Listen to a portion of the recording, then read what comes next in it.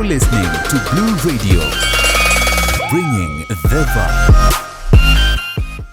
I'll tell you, today is like a theater or a movie scene because I've had so many interviews today, but it keeps getting better. Like wine, it's maturing and getting better.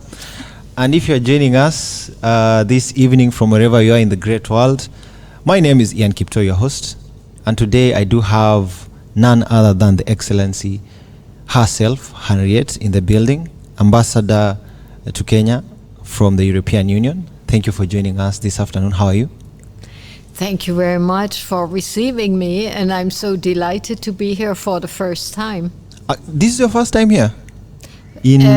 First time in your radio station. Oh, yes. And I have been to Diani before. Mm-hmm. Ah, interesting. Enjoying, of course. That's actually interesting. I'd like us to start off from today's event. A lot of solutions, a lot of innovations led by a lot of young people, you know.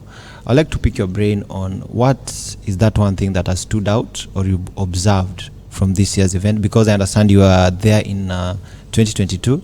Now this is 2024. What is the difference?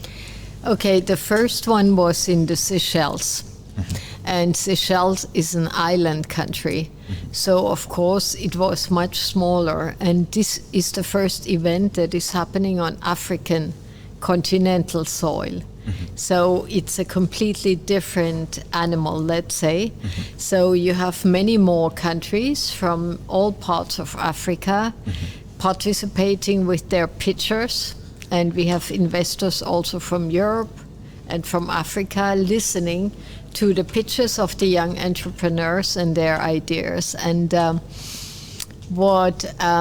so it's the size that makes the difference between the last conference and this one. Okay. And if you ask me for my impressions from this morning, I saw so much enthusiasm, but not only enthusiasm, but also professionalism, because as an enterpriser, enthusiasm is not enough. You have to convince with your concept, with your numbers, and with your vision. So all of them made a very convincing pitch for themselves and their business idea. And what is the best is that none of them just had an idea. They all had started already and shown that their idea is working. They just need to grow it. Yeah. And that's the best space, basically, because this tells investors there's somebody who already has a tested idea, so it mitigates the risk for the investor. Interesting. I've been going through the list of enterprise MSMEs and startups. What I found very interesting is the number of women who are present in the conference. I found that to be very interesting. The inclusivity and the opportunities. How is it important to bring, women and girls into this new field of blue economy? I'm very happy that it's more or less equal number of women and men, and it's not designed like that. It's not quota. This is very important to say that this was naturally coming up like that, because the pitchers were carefully selected. Only the best ideas were selected to come and get this opportunity. So that means that in this space, women and men are on equal footing without artificially doctoring the numbers. And it has been proven that countries who fully use the potential of the female workforce and the ideas and creativity can add up to 2 digits in their GDP. So, really? Yeah. So this is the argument that convinces the most conservative of all people that this is not only the right thing to do, the good thing to do, but the right thing to do for the economy. Yeah. So I think always this is the most convincing winning argument, because you can say, oh, social justice, you need gender equality. Yeah. But if you can put the hard facts on the table, that is a different story. So it's just enabling everybody in the society, no matter who you are, how old you are, what is your social status, where you come from, to do what they do best, and to cream off all the unutilized to the fullest, all that creative potential.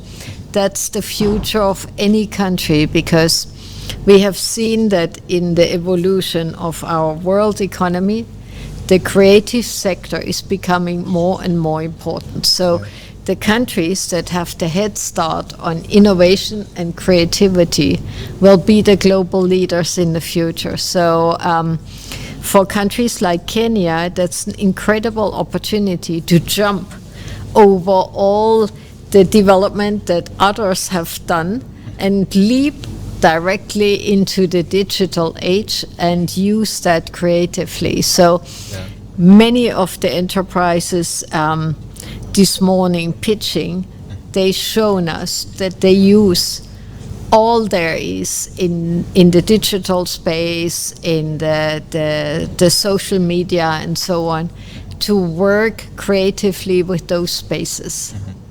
All right, as we conclude, there is a purpose to why you're here today, similar to me and everyone else here. And I would like, for you to share with us, what are some of your expectations for the two events today and tomorrow, and even beyond that? Any event is only as good as its results. So I really abhor when I go to conferences and everybody speaks, and the next day it's as if nothing ever happened. So a conference needs to produce results.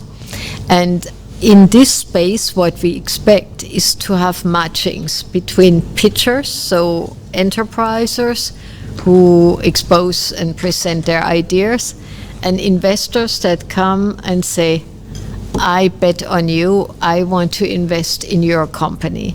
So we want to have as many matches as we can, concretely. But what is even more important, let's say there are many people out there who may listen to one or the other idea and they think, oh, this sounds like a great idea. I have an even better idea. Let me try something.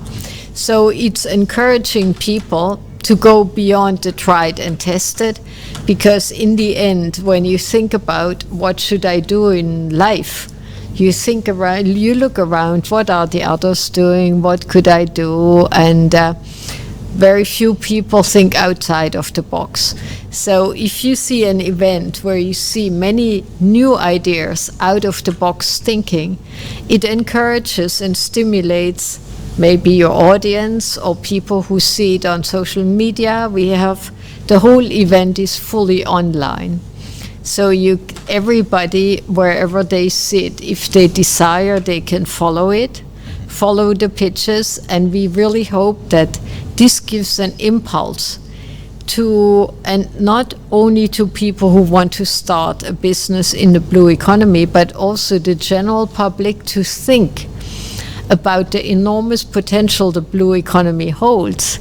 Because too often when you say blue economy, people think fish, and that's it. And then you see, if you went through the pitches, how many related sectors and activities there are. It's really endless, the potential. So it also creates awareness among the general public what is possible in the blue economy, that it's far beyond fishing. So I think these are our expectations, and finally what we want is that the European Union is contributing to a very solid growth in that blue economy sector, because we think this is one of the most promising ones in Kenya nowadays, and holds such an extraordinary potential that is just waiting to be harnessed. All right. Thank you very much. We are grateful for your time. We are grateful for sharing your insights with us.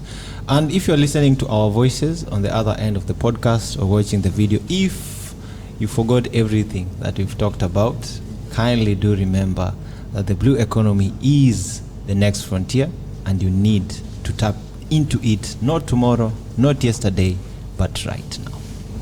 Thank you. Thank you very much. Asanteni sana. All right.